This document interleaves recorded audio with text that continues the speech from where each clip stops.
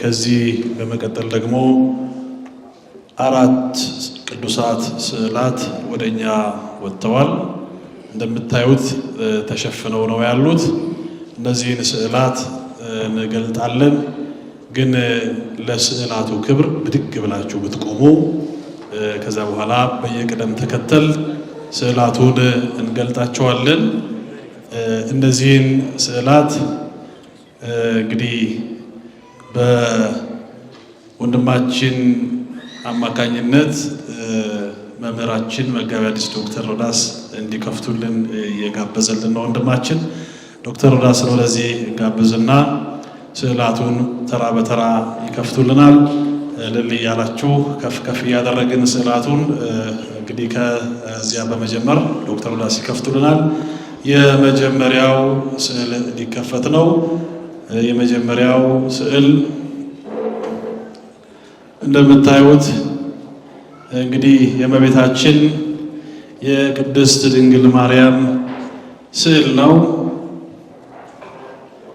ይሄንን ስዕል ከዛ ጋር ይሄ ስዕል እንግዲህ በጣም ይቅርታ በቅድሚያ እንኳን ደህና መጣችሁ ሳልል የእመቤታችን የእናታችን የቅድስት ድንግል ማርያም ወዳጆች የእውነት ወዳችኋትና አፍቅራችኋት ስለ እናታችን ስለ ክብሯ ብላችሁ እኔን ሳይሆን እሷን አክብራችሁ ስለመጣችሁ ልጇ መድኃኔዓለም ኢየሱስ ክርስቶስ በሰማያዊ ኢየሩሳሌም ዘላለማዊ ክብርን ያድልልኝ ይላለሁ። አመሰግናለሁ።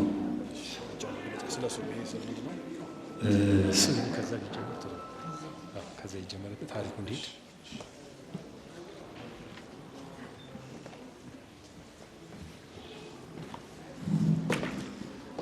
ከፍ ይበልና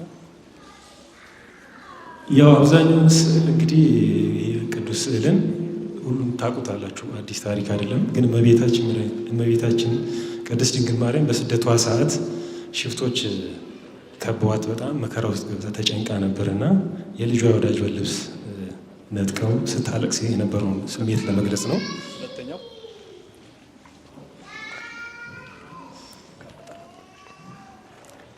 ይሄኛው ደግሞ ቅዱስ ስዕል እንግዲህ እመቤታችን በመከራዋ ጊዜ እሾህ እግሯን የወጋትን ምሳሌ ለማድረግ የሰራሁት ነው።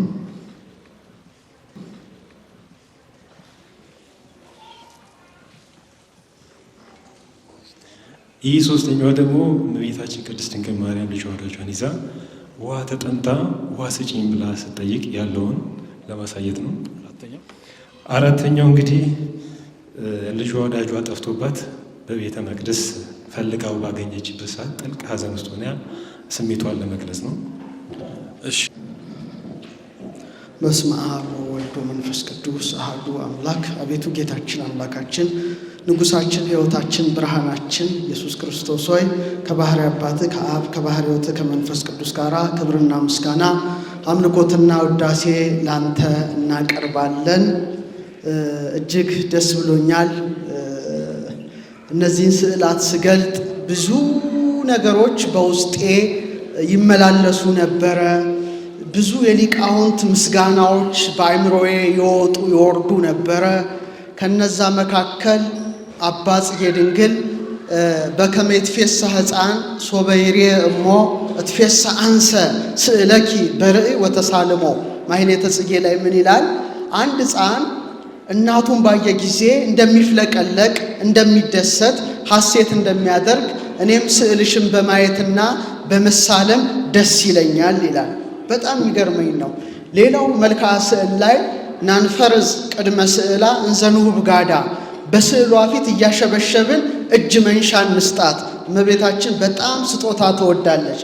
ደግሞ ወንድማችን በተለየ መልኩ የቅድስት ድንግል ማርያምን ስዕል ቃለ መጠይቁ ላይ ሳይ በዳይመንድ በአልማዝና በወርቅ እንደሰራ ቃለ መጠይቁን ተመልክቼ ነበርና እውነት ነው።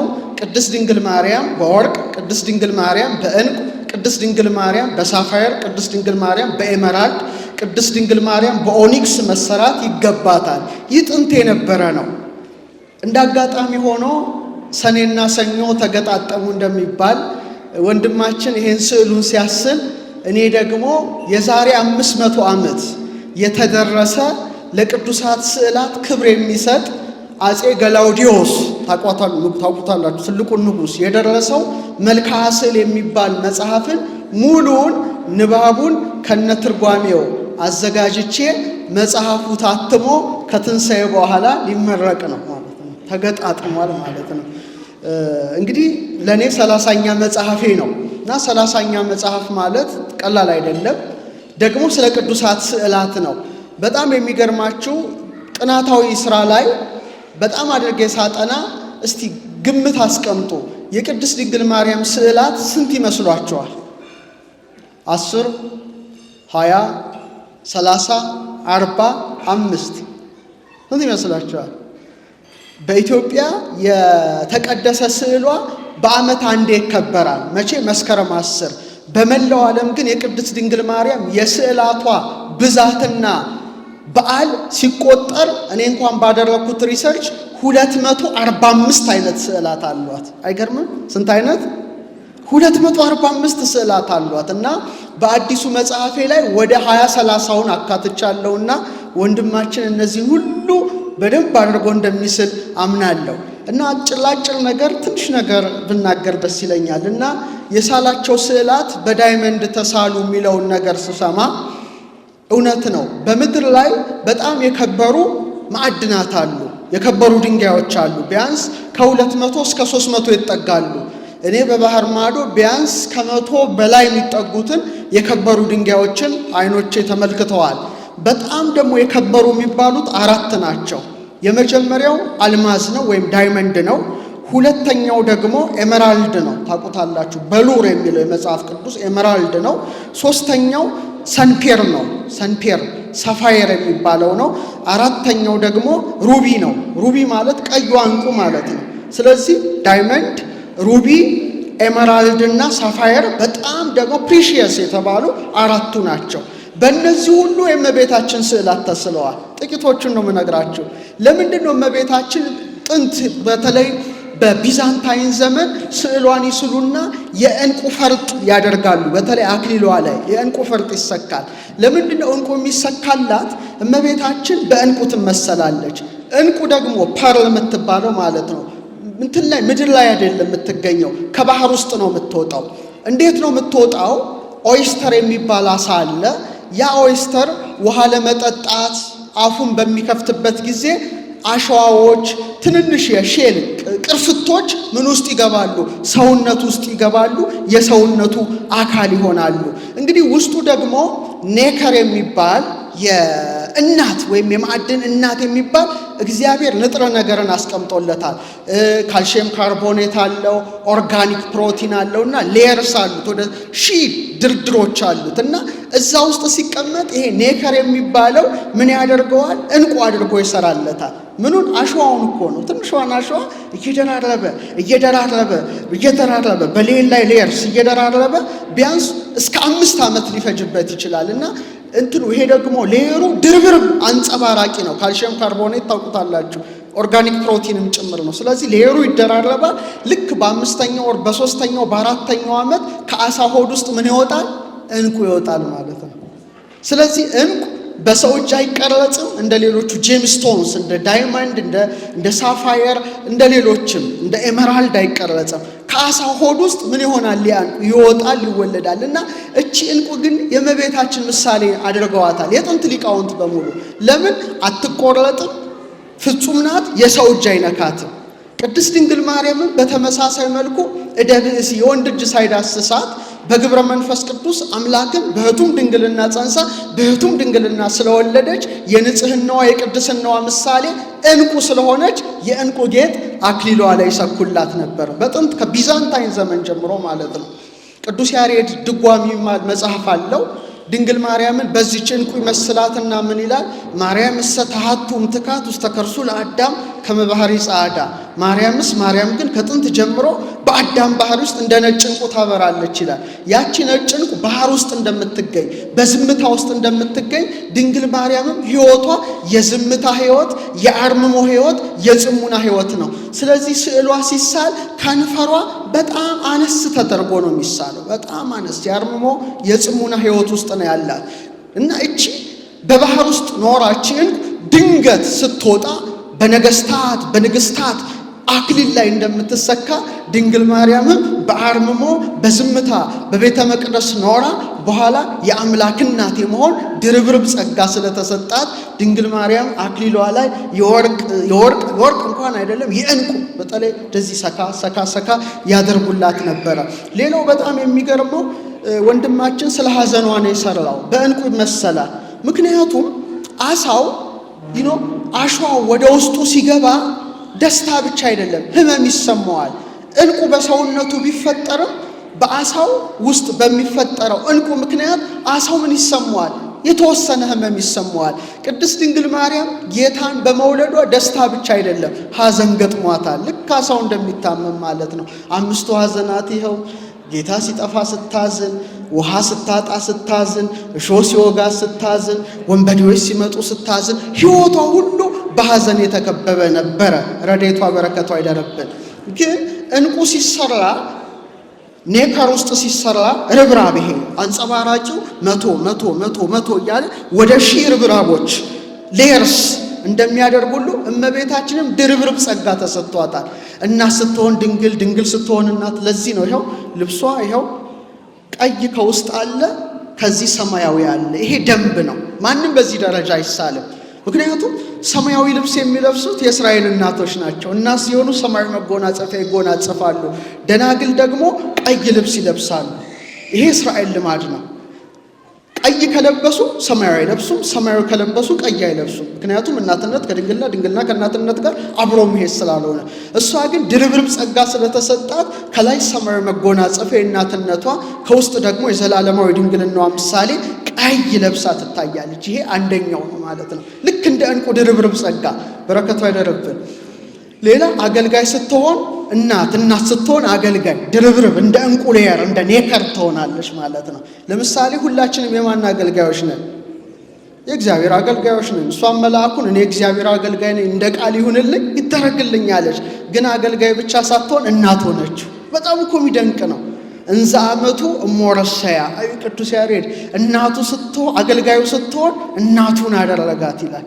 ዓለምን ለፈጠረ ጌታ ዓለም ለሚገዛለት ጌታ እናት ተብሎ መጠራት ያልተለመደ ነገር ነው። ተሰምቶም ታይቶም አይታወቅም። ሌላው ድርብርብ ጸጋ እንደ ዕንቁ ድርብርብ ድንግልና ከወተት ጋር አስባችሁታል? ዝም ብላችሁ እስቲ ኮንተምፕሌት እያረጋችሁ ሂዱ ቤታችሁ ስትገቡ። ለምሳሌ ደናግል ወተት የላችሁም። እናቶች ግን ሲወልዱ እግዚአብሔር ልጆቻቸውን በሚያሳድጉበት ገንዘብ ከጡታቸው ወተትን ያፈሳል። እሷ ድንግል ሆና ሳለች ወተት ተገኘ። ይሄ ካይምሮ በላይ ነው። እና ሊቁ ቅዱስ ኤፍሬም ምን ይላል? ፈጣሪዋ ነህና አለ ለድንግልናት ለጡቶቿ ወተት ሰጠህ አለ። አይገርምም? ምኗ ስለሆን? ፈጣሪዋ ስለሆን። ልጇ ስለሆንክ ደግሞ ከሰጣሃት ወተት መልሰ ጠባህ። ፓራዶክስ እኮ ነው። ፈጣሪዋ ስለሆንክ ወተት ሰጥሃታል፣ ልጇ ስለሆንክ ደግሞ ከሰጣሃት ወተት መልሰ ጠባህ። ድንግል ለአንተ ለሁሉ መጋቢ የተውሶ ወተት ሰጠች ይላል። የምን ወተት? የጊፍት ነው። ማነው የዋሳት? ራሱ ልጇ። ድርብርብ ናት እና በረከቷ ይደርብን። እና እመቤታችን በዚህ ሁሉ መልኩ ስለምትመሰል የፐር ዕንቁ አክሊል በተለይ እዚህ ጋር ተሰክቶላት ይደረግ ነበረ። በተለይ ባህር ውስጥ ናት። በድንገት ወጥታ ምን ትሆናለች? ዕንቁ የነገስታት የንግስታት ዘውድ ላይ እንደምትሆን ድንግል ማርያምም የአርምሞ ሕይወት ኖሯት መጨረሻ ላይ የሰማይና የምድር ንግስት ሆና በሰማይ ስንት ከዋክብት ደፋች? በራእይ 12:1 ላይ 12 ከዋክብት ደፍታ ንግስቲቱ ተገልጣለችና ድንግል ማርያም ወርቅ ናት። ድንግል ማርያም ዕንቁ ናት። ሌላው ወንድማችን የሰራው እንደሰማሁት በዳይመንድ ነው። ዳይመንድ ትልቅ ነገር ነው። አልማዝ ይባላል። በጭሮዎች ምን ይሉታል? አድማስ ይሉታል። አድማስ ማለት አዳማስ ይሉታል። የማይበገር ማለት ነው። ጥሩ ጠንካራ፣ እንደ አልማዝ ጠንካራ አለ የለም። የጥንካሬ ምሳሌ ነው። የማይበገርነት ምሳሌ ነው። ብዙ እሳቶችን ማለፍ የሚችል ምንድን ነው? ዳይመንድ ነው። ዳይመንድ ደግሞ በቀላሉ አይገኝም። ዝም ብሎ አይገኝም። ከመሬት ጥልቅ በታች ነው የሚገኘው። ብዙ ፕሬሸርን አልፎ ነው የሚገኘው። አልፎ ከተገኘ ከወጣ በኋላ ግን የሚገርማችሁ የመሬቱ ቆሻሻነት ዳይመንዱን አይለውጠውም፣ አብርቶ ይታያል። ድንግል ማርያምም ሕይወቷ የዳይመንድ ሕይወት ነው። የማይለወጥ ንጽህና፣ የማይለወጥ ቅድስና፣ የማይለወጥ ብርሃን፣ የማይለወጥ ድንግልና፣ የማይለወጥ እናትነት፣ የማይለወጥ ጽናት፣ የማይለወጥ ፍቅር፣ የማይለወጥ ታማኝነት ከቤተልሔም እስከ ቀራንዮ የደረሰች ዳይመንድ ናት እመቤታችን።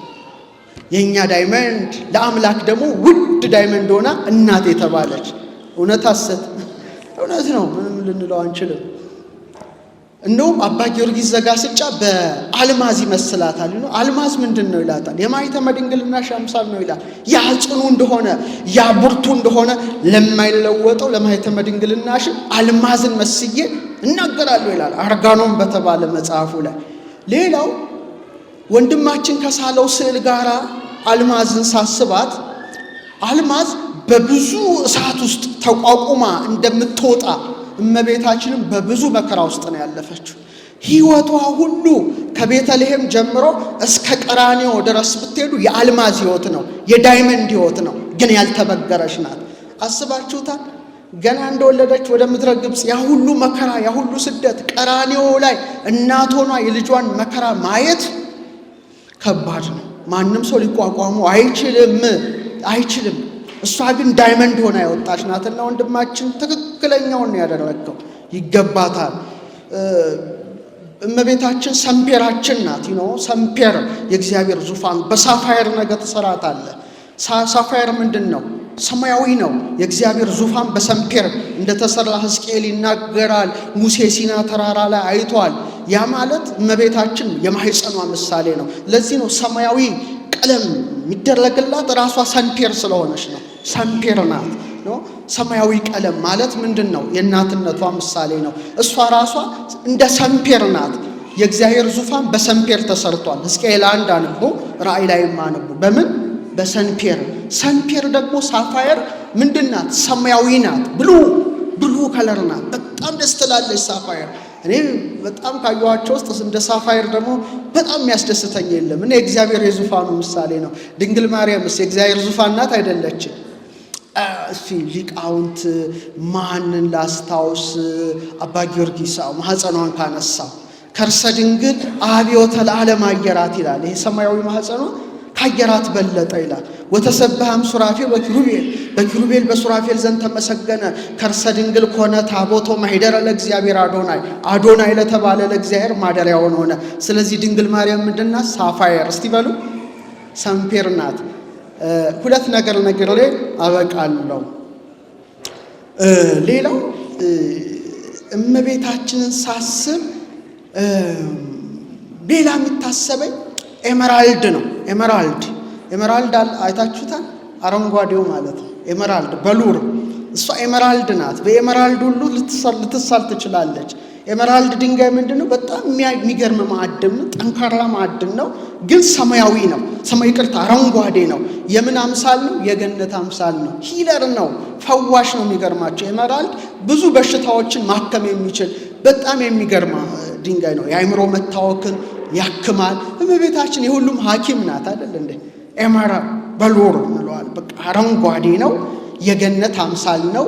እመቤታችን እውነተኛውን የሕይወት ዛፍ ኢየሱስ ክርስቶስን የሰጠችን ምንድን ናት? እሷ ናት። መጨረሻ እስቲ በኦኒክስ ልመስላት። በቀዩ ማዕድን፣ ያ ቀዩ ደግሞ በጣም ደም የሚመስል ነው።